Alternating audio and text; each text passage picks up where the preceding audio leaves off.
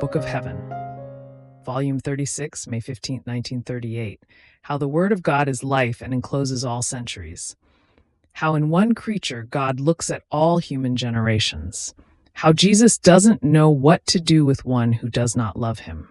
How Jesus always lets himself be found in the necessities of the creatures. I felt immersed in the divine volition.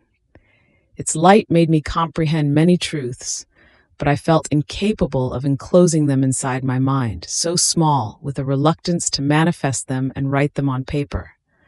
And my sweet Jesus, visiting my poor soul, all tenderness and compassion for my incapacity, told me, "Poor daughter, before the immensity of my will she gets confused and would rather remain in sweet rest, to enjoy the joys and the happiness of my will, with which you feel replete.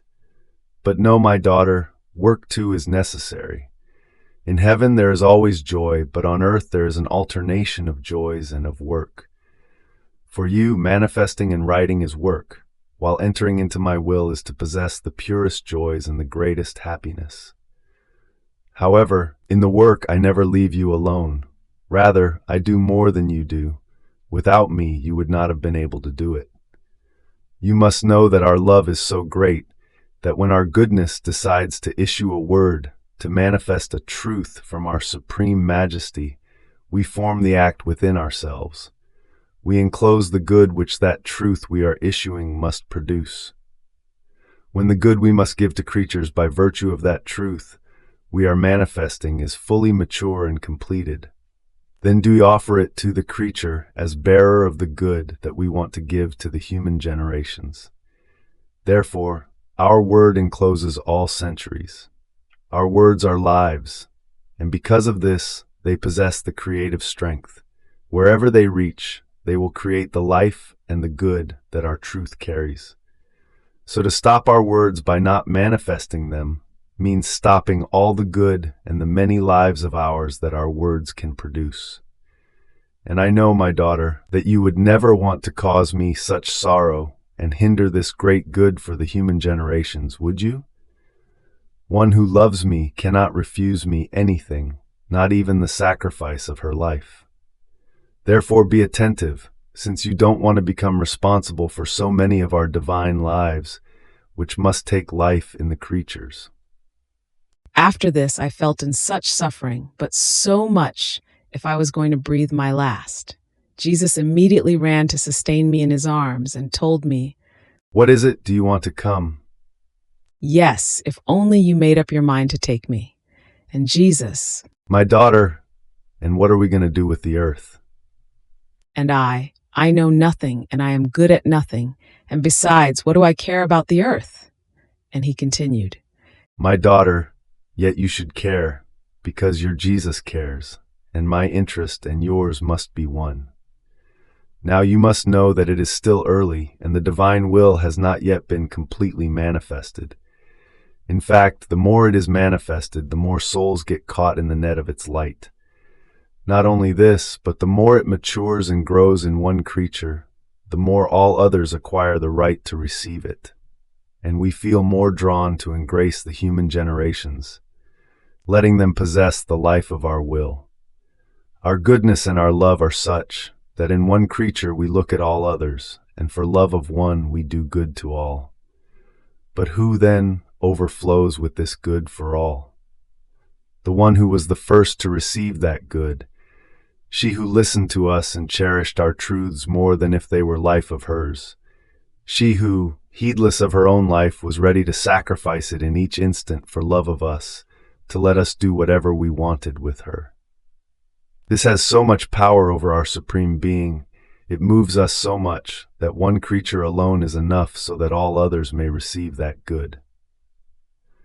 More so, since the human generations are linked together, more than the members to the body. Hence, it is no wonder that one healthy and good member would make its vital and holy humors flow into the others. Therefore, the power of one single creature living in our will is omnipotent. It is so great as to be able to overwhelm heaven and earth, reunite all, and conquer God and the creatures.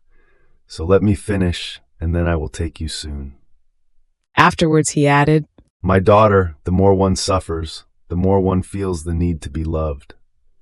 I am he who has suffered the most, therefore my pains, the blood I shed, my tears, turn into loving and supplicating voices, for I want to be loved by those whom I loved so much, and who caused me so much suffering and crying. Those who love me bring the sweetest refreshment to my pains. They dry my tears, and my blood turns into a bath of love for them.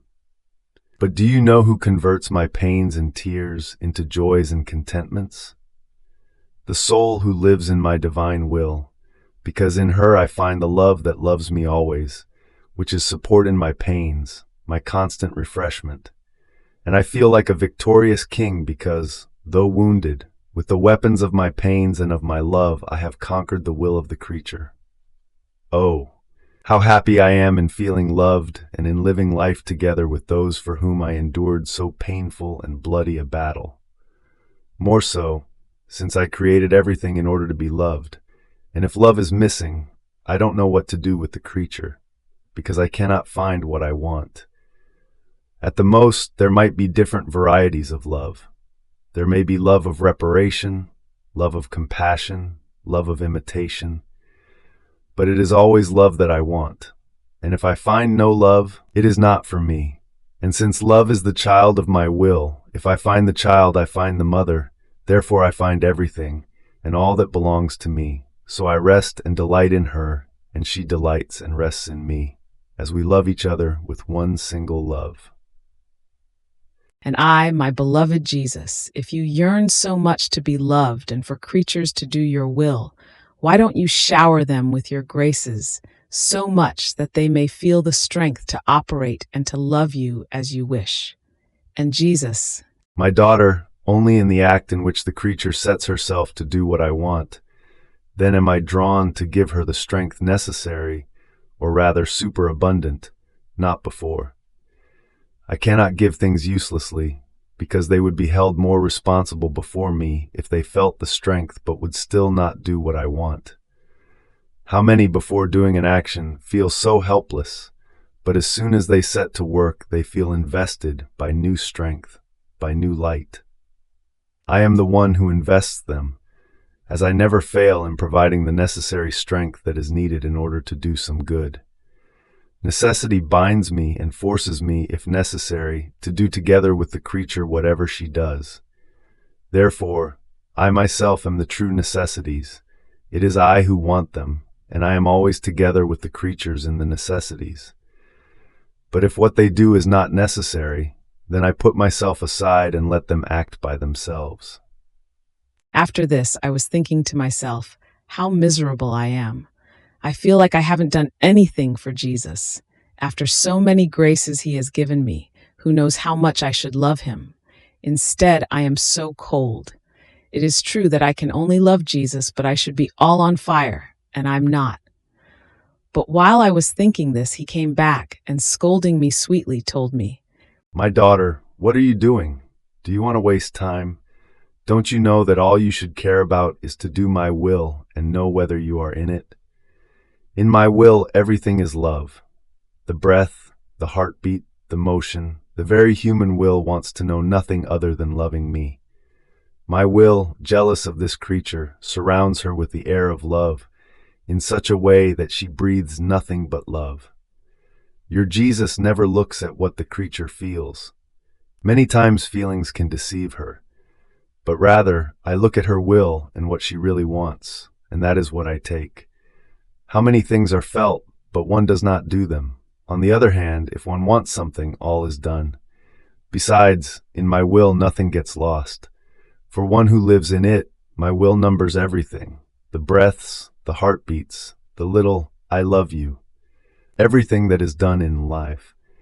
It remains written with indelible characters of light and forms the very life of my will in the creature.